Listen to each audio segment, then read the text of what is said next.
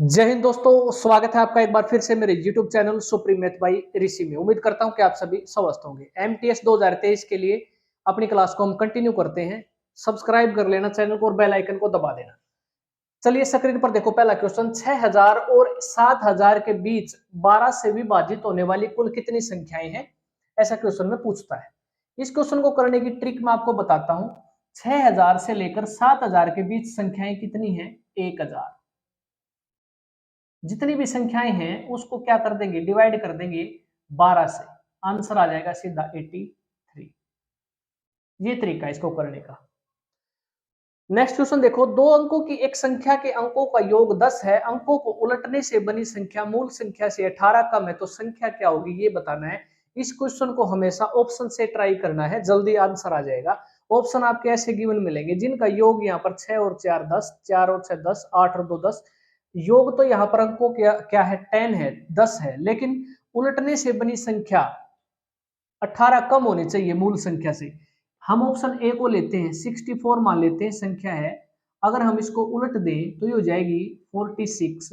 क्या इसका डिफरेंस 18 आ रहा है?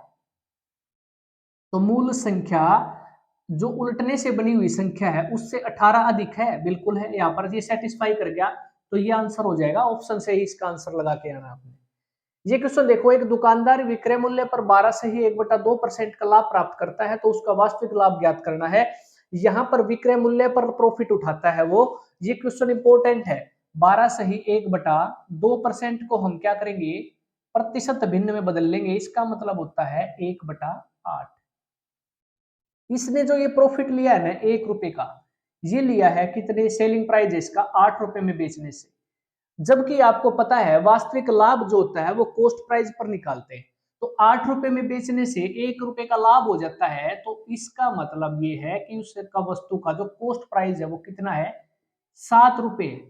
तो यहां पर हम कह सकते हैं 1 रुपए का प्रॉफिट 7 पर होना चाहिए था, तब उसका वास्तविक लाभ माना जाएगा।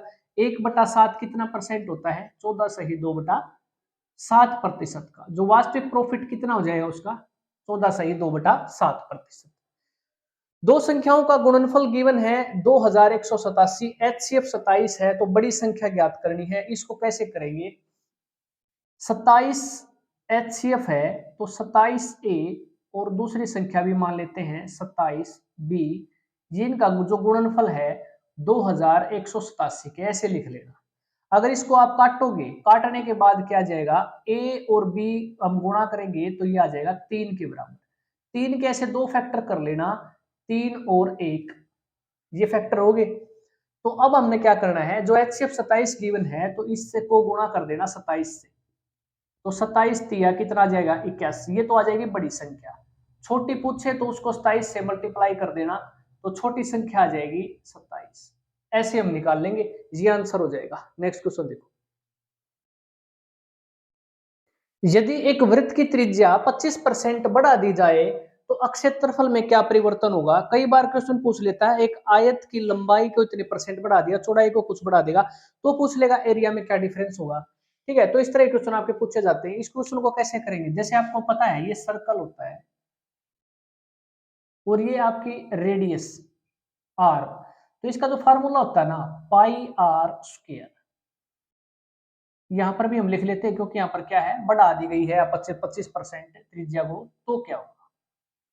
देखो पाई से तो पाई कैंसिल हो जाएगा, आर है यहाँ पर 25% का फ्रैक्शन में तोड़ लेना। ऐसे 25% को हम 1/4 लिख सकते हैं, यानी कि पहले अगर रेडियस 4 थी तो 4 का स्क्वायर, एरिया कितना है 16 का। अब एक बढ़ गई, अब होगी कितनी 5, तो 5 का स्क्वायर तो हो जाएगा 25। 16 से 25 एरिया हो जाता है, यानी कितना बढ़ा है यहाँ पर 9 एरिया बढ़ जाता है 16 पर। तो परसेंट में कन्वर्ट करने के लिए गुणा में 100, तो 56 सही 1/4% एरिया बढ़ जाएगा, इंक्रीज हो जाएगा। ये मैंने एरो का निशान दे दिया ऊपर, इंक्रीज। तो एरिया पहले 16 था, अब 25 हो गया, कितने परसेंट बढ़ गया, 56 सही 1/4%। यदि 72 श्रमिक 21 दिन में 280 मीटर लंबी दीवार बना सकते हैं, तो 72 अगर श्रमिक हैं 21 दिनों तक काम करते हैं तो 280 मीटर लंबी दीवार को बना देते हैं। तो कह रखा है कि कितने श्रमिक, मान लीजिए एक्स श्रमिक 18 दिन काम करेंगे तो सेम दीवार 100 मीटर लंबी कितने दिन में बना देंगे। इसको यहाँ से काट देना, 0 से 0, 4 इसे काटेंगे तो 7 या 21, 7 चौका 28, 4 से काटेंगे तो 18, 18 से ये कैंसिल, तो ये इधर जाएगा तो एक्स की वैल्यू कितनी हो जाएगी 30। तो 30 श्रमिक 18 दिन में 100 मीटर लंबी दीवार बना देंगे। एक निश्चित धनराशि पर 5% वार्षिक दर से 2 साल का कंपाउंड इंटरेस्ट और सिंपल इंटरेस्ट, चक्रवर्ती ब्याज और साधारण ब्याज का अंतर 4.5 रुपए है, तो धनराशि ज्ञात करें। इस टाइप के क्वेश्चन बहुत ही आसानी से आप कर सकते हो। 5% को हम लिख सकते हैं कितना, 1/20। कैलकुलेशन को इजी करने के लिए क्या करेंगे, 20 को जो डिनोमिनेटर है इसको हम उल्टा करके लिख देंगे और इसको क्या करेंगे, समय के अकॉर्डिंग चेंज कर देंगे। यानी कि अगर इसको 20 उल्टा कर दें तो इसको समय कितना है 2 साल, तो इसको ऐसे लिख लेना, तो ये हो जाएगा 400। अब आपने ट्री मेथड अप्लाई कर देना है, कंपाउंड इंटरेस्ट मैंने कंप्लीट करवा रखा है, वहां से देख लेना। तो 1/20% पहले साल कितना हो जाएगा 20 रुपए ब्याज, दूसरे साल 1/20 20 रुपए ब्याज। अब पहले वाले ब्याज पर भी 1/20 कितना 1, यह ये होता है आपका 20 और 20 40 और 1 41, 2 साल का कंपाउंड इंटरेस्ट। अगर बात करें एक की, ये होता है डिफरेंस, 2 साल के कंपाउंड इंटरेस्ट और सिंपल इंटरेस्ट का डिफरेंस है ये। 1 यूनिट की वैल्यू है किसके बराबर, 4.5 के बराबर। तो इसकी वैल्यू क्या होगी 400, हमने प्रिंसिपल मान रखा है मूलधन धनराशि, तो इसको भी हम क्या करेंगे 4.5 गुणा कर देंगे, क्योंकि 1 यूनिट की वैल्यू कितनी है 4.5। तो 400 को मल्टीप्लाई कर देना 4.5 से, पॉइंट हटाने के लिए 10। अब ये पॉइंट यहां से हट गई, इससे काटेंगे तो ये आ जाएगा 0, 4 5 20, 4 चौके 16 और 2 18। ये आंसर हो जाएगा। धनराशि क्या थी 1800 रुपए। नेक्स्ट क्वेश्चन देखो। एक महिला 2400 रुपए में कुछ उत्पाद खरीदती है, उनमें से 2/3 को 8% प्रॉफिट पर बेचा जाता है। शेष उत्पाद को कितने प्रतिशत लाभ पर बेचा जाए कि उसे टोटल जो प्रॉफिट है वो 18% हो जाए। इस टाइप के क्वेश्चनों को ट्रिक से करना है और 2400 रुपए की यहाँ पर कोई आपको जरूरत नहीं पड़ेगी, सिर्फ यहाँ से जो फ्रैक्शन है 2/3 भाग, यहीं से हम क्वेश्चन निकाल देंगे। क्वेश्चन की जो ट्रिक रहेगी वो क्या है, देखो 2/3 का मतलब है नंबर ऑफ टोटल उत्पाद या आर्टिकल कह सकते हैं, कितने हैं 3, उसमें से 2 आर्टिकल को 8% प्रॉफिट पर, और जो शेष बच गया एक आर्टिकल उसको कितने परसेंट पर बेचे कि उसे कुल प्रॉफिट कितना हो जाए 18% का। देखो यहां पर 3 में से जो 2 आर्टिकल है ना ये उसने बेचे 8% प्रॉफिट पर, तो कह सकते हैं टोटल प्रॉफिट कितना 16%। और टोटल उसने जो प्रॉफिट लिया है ना, टोटल 3 आर्टिकल पर 18% का प्रॉफिट लिया है, तो 18% अगर निकाले तो 18 तिया 54, तो 54 हो जाएगा यहाँ पर 54% अब मान लेते हैं, 18% प्रॉफिट दे दिया 54 रुपए। तो जो ये एक बच गया ना आर्टिकल, इसको कितने पर, यहां पर इसको मान लेते हैं x% पर बेचा होगा उसने। देखो यहां था 16%, 2 आर्टिकल बेचे, टोटल 54% प्रॉफिट यहाँ पर ले लिया, 18% मतलब प्रॉफिट ले लिया, यहाँ पर 54 है, तो इनका डिफरेंस ले लेंगे तो ये आ जाएगा ना आपका x। तो ये क्वेश्चन की ट्रिक है। तो इसमें कितना ऐड करेंगे 16 में कि 54 आ जाए 38, तो सीधा आंसर आ जाएगा 38%। 8 और 6 14, 3 और 1 4 और 1 5, यानी कि जो शेष जो उत्पाद है, यानी कि शेष का मतलब जो एक है आर्टिकल जो बच गया उसको 38% प्रॉफिट पर बेचने से टोटल लाभ उसे 18% का हो जाएगा। ऐसे निकाल लेंगे। टोटल जो गिवन है यूनिट नीचे वाली उसको 18% यहाँ गुणा कर लेंगे, 18 तिया 54, 2 आर्टिकल 8% पर गुणा कर लेना, 8 दूनी 16% आ जाएगा। एक बच गया आर्टिकल, इसको x% मान लेना, तो ये था 16 और टोटल प्रॉफिट था 54, तो यहाँ पर 54 में से 16 माइनस कर लेना तो 38 आ जाएगा। ठीक है, शेष आर्टिकल को कितने में बेचना पड़ेगा 38%। एक पंसारी को 72 रुपए किलो और 90 रुपए किलो, देखो 72 रुपए पर केजी और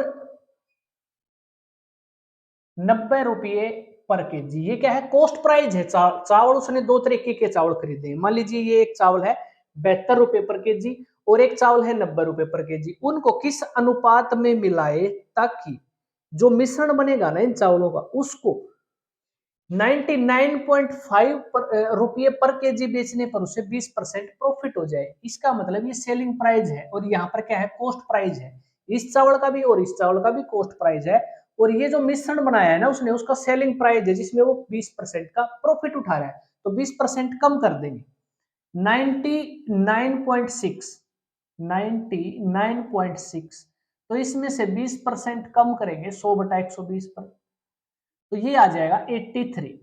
तो ये आ गया कॉस्ट प्राइस। तो ये जो बीच में रखना है ना ये 83 रखना पड़ेगा आपको। अब यहाँ एलिगेशन मेथड लगा देना तो रेशियो कितना आ जाएगा, 7:11। ये आंसर हो जाएगा। ठीक है, नेक्स्ट क्वेश्चन देखो।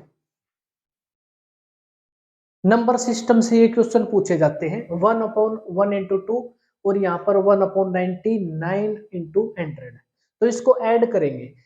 अगर इसको ट्रेडिशनल मेथड से ऐड करेंगे तो ऐसे होगा नहीं। ट्रिक इसकी क्या है क्वेश्चन की, वो समझो। ट्रिक 1 2 3 4 कितनी बार यहाँ पर आया होगा, यहाँ पर देखो 1/1 × 2, 1/2 × 3, यहाँ पर 99 × 100 है। तो ऊपर जो आएगा वो कितना जोड़ आएगा, एक एक करेंगे तो 99। और नीचे में क्या करना है, नीचे वाली संख्या में जो ये फैक्टर है ना इसमें से छोटा फैक्टर लेना है, पहले वाला 1, और लास्ट में देखेंगे तो बड़ा फैक्टर कौन सा है 100, तो इसको मल्टीप्लाई कर देना है तो आंसर आ जाएगा 100/99 सॉरी 99/100 क्या आ जाएगा, आंसर आ जाएगा। ठीक है, ऐसे इसको करना है। दो संख्या तीसरी से क्रमशः 20% और 50% अधिक है तो ज्ञात करना है कि पहली संख्या दूसरी संख्या से कितना परसेंट है। पहली संख्या दूसरी संख्या का कितने परसेंट है, तो ये लिख लेते हैं हम। जो थर्ड संख्या है उसको हम मान लेते हैं 100। ये रहेगी आपकी फर्स्ट और ये हो जाएगी सेकंड। तो जो तीसरी संख्या से क्रमशः 120%, तो ये क्या हो जाएगा, ये हो जाएगा पहली संख्या 120, 20% बढ़ा दिया, और तीसरी कितनी हो जाएगी 150, ये 50% बढ़ा दिया। ठीक है, ये कितना है 20% ज्यादा है और ये क्या है सेकंड 50%। अब बताना है कि दूसरी संख्या का कितने परसेंट, 150 का 150 का x% क्या है पहले वाली संख्या यानी 120। तो x की वैल्यू क्या आ जाएगी, 120 गुणा में 100 और बटे में 150। काट देना, 3 से काटेंगे तो 3 चौके 12 0 और 3 पंजे 15, 5 से काटेंगे तो 2 और ये आ जाएगा 80%। ये आंसर हो जाएगा।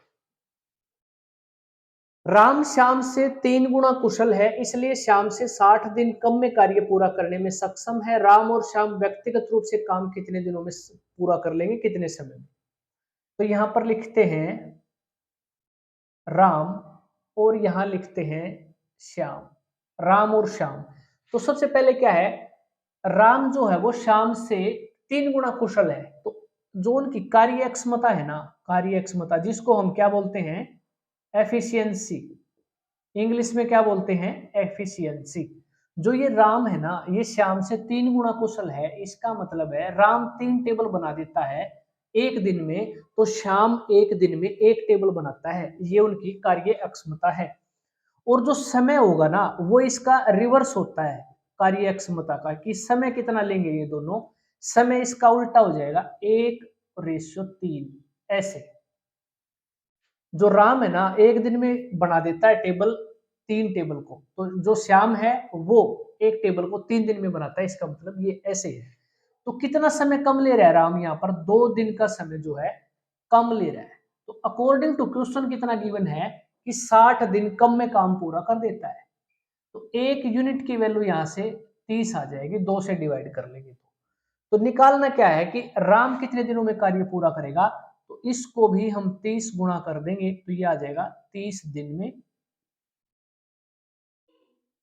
और ये आ जाएगा आपका 30 से मल्टीप्लाई करेंगे तो 90 दिन में। तो राम उस काम को करेगा 30 दिन में और श्याम कितना करेगा अकेले उस काम को 90 दिन में। नेक्स्ट क्वेश्चन देखो,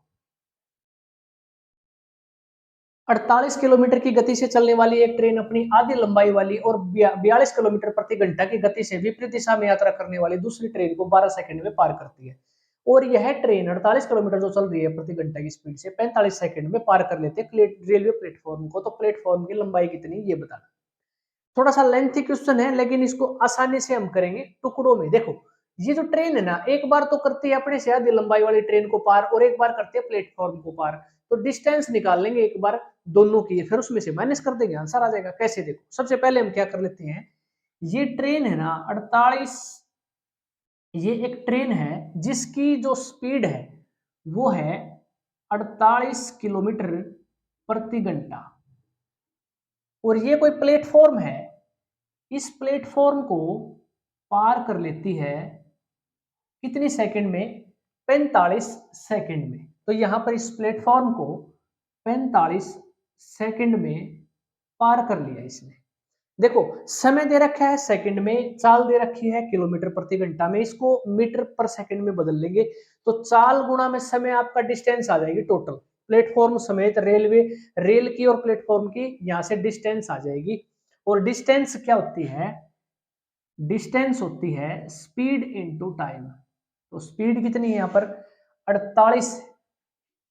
तो 48 गुणा में 5/18 से गुणा करते हैं मीटर पर सेकंड के लिए और समय है 45 सेकंड का। काटेंगे तो 16 × 48, 6 × 8 = 48, 6 × 3 = 18, 3 से काटेंगे तो ये कट जाएगा 15 पर। तो 8 × 5 = 40 और 15 × 4 = 60। टोटल जो डिस्टेंस आ जाएगी वो आ जाएगी 600 मीटर। यहां तक समझ में आ गया होगा आपको। लंबाई जो ट्रेन की है और जो प्लेटफॉर्म की लंबाई है कुल मिलाकर 600 मीटर की है, ये बात यहां से याद रखना। अब दूसरी कंडीशन को सेटिस्फाई करते हैं। जो ट्रेन है ये पहले वाली, ये है 48 किलोमीटर प्रति घंटा की स्पीड से और एक दूसरी ट्रेन है जो ये ट्रेन है ना, इससे आधी लंबाई की ट्रेन है ये वाली ट्रेन। तो अगर इसको हम 2x मान ले लंबाई में और इसको x मान ले और इसकी स्पीड आपको गिवन है कितनी? दूसरे वाले की 42 किलोमीटर प्रति घंटा। दोनों विपरीत दिशा में आते हैं तो आपको पता है तो चाल क्या हो जाएंगी? स्पीड आपस में जुड़ जाती है। तो इनकी जो स्पीड होगी ना वो 90 किलोमीटर प्रति घंटा हो जाएगी, 90 किलोमीटर प्रति घंटा। और यहां से टोटल डिस्टेंस निकल जाएगी। आपको पता है कितना समय लेती है एक दूसरे को क्रॉस करने में? 12 सेकंड का समय लेती है। तो यहाँ पर 12 सेकंड का समय लेती है। तो चाल गुणा में समय जैसे हमने ये निकाला था तो ऐसे ही निकाल देंगे। जो डिस्टेंस आएगी वो आ जाएगी स्पीड इनटू टाइम। तो डिस्टेंस कितनी आ जाएगी? यहां से स्पीड कितनी है? 90 किलोमीटर प्रति घंटा, 5/18 से मीटर पर सेकंड में चेंज कर लेंगे और कितने सेकंड में? 12 सेकंड में। 18 से काटेंगे 5 तो 12 × 5 = 60 और 60 को अगर 6 से करेंगे तो 5 × 6 = 30, तो 300 मीटर। अब यह क्या है? दोनों की आ गई, इसकी भी लंबाई और इसकी भी लंबाई, दोनों की लंबाई जुड़कर कितनी है टोटल? यहाँ पर ये 300 है। यानी कि यहां से यहां तक दोनों ट्रेन की जो लंबाई है वो कितनी है? 300 मीटर है।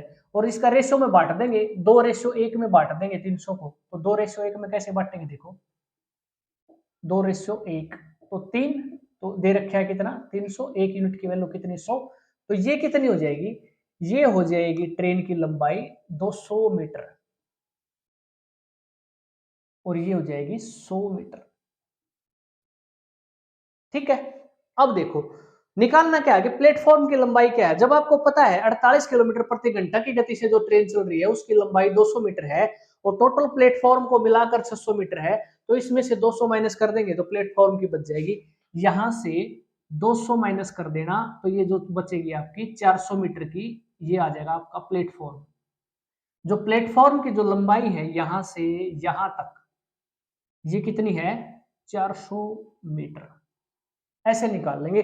थोड़ा सा लेंथी क्वेश्चन था, बड़ा क्वेश्चन है, देखने में थोड़ा सा बड़ा है, लेकिन इजीली इजीली इसको आप कर सकते हो, कोई दिक्कत वाली बात नहीं। जब आप ऐसे प्रैक्टिस करोगे ना, तो इसको जल्दी जल्दी प्रैक्टिस में जब लेकर आओगे इन क्वेश्चनों को, आप इजीली इजीली जो है आप इनको करने शुरू कर दोगे। ठीक है, देखते ही आप यहाँ पर इतनी बड़ी आपने एग्जाम में ये करके देखने की जरूरत नहीं है। यहाँ पर ये तो मैंने समझाने के लिए बताया है, क्वेश्चन थोड़ा लेंथी, आसानी से आपको समझ में आ गया होगा।